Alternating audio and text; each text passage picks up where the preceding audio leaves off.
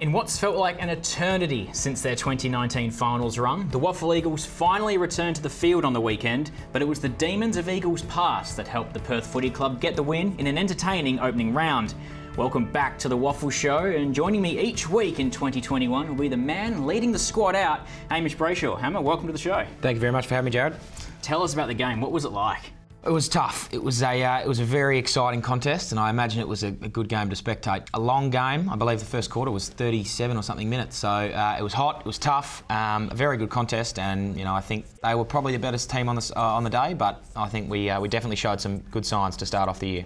You say it was long quarters. Surely after 37 minutes, the boys almost be itching to come off the ground.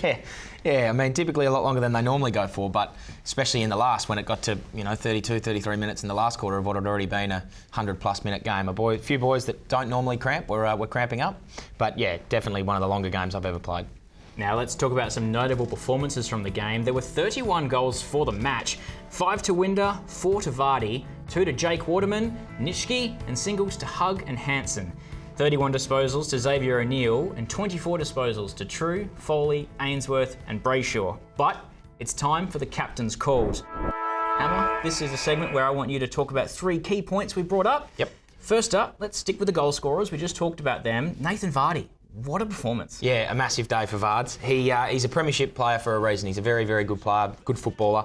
4 goals, 35 hitouts. I think he showed that will be a dominant WAFL ruckman should he be playing there. But no, he was very, very good and a handy man to have on our side. And Izzy Winder, one of our recruits, not a bad start to his career. Yeah, he's doing the 22 proud, old Izzy. 5 goals straight, had 18 touches, I think, in the end. So a couple of Joe the Gooses out the back, but worked very hard up and down the ground and very well deserved of 5 goals. Oh, I'm sure he'll take the Joe the Gooses over the back, no worries. And second point, 2 of the boys you know pretty well from your time, Luke Foley, Harry Edwards. 2 great defenders and had 2 great games. Yeah, both very, very good defenders. Harry is an old-fashioned defender, happy to put a spoil in and give you a little bit extra on the way through. And then Foley is what we call him gecko hands, actually. He floats across the pack, takes nice intercept marks. I think from Swan Districts in 2019 we played a game. He started in the midfield, moved to the back line, and since then has not really been dropping too many marks and took a really good one on the weekend, which I'm sure we'll have some vision of.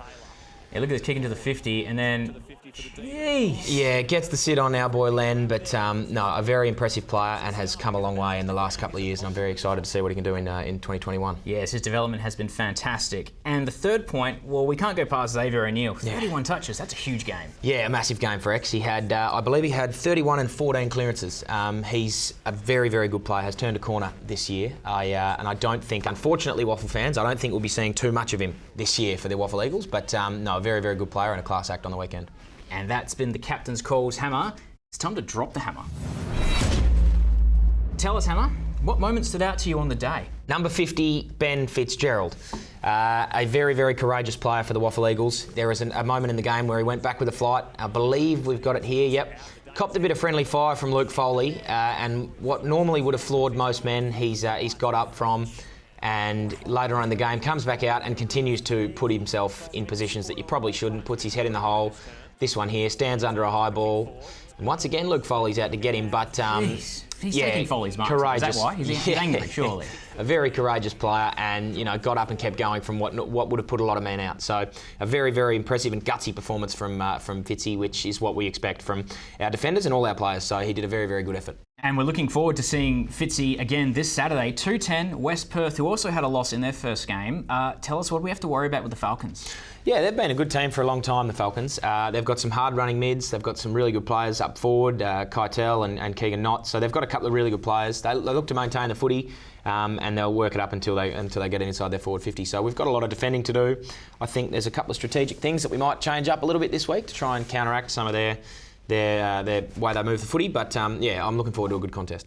And the game's not at their usual home ground. It's at Splendid Park. Hamish, where is that? Yeah. That's actually up in Yanchep, which is, I think, about an hour south of Geraldton, so it'll be a 4.5-hour journey for me. Actually about an hour up, a bit north of Geraldton, Joondalup. But it'll be an interesting game. I'm very much looking forward to it. And yeah, fingers crossed we can get the win, first win of the year. It will be fantastic to get that first win. And Hammer, it's been great having you on the first show here at WAFL Show. And we'll see you guys next week. Thank you for having me.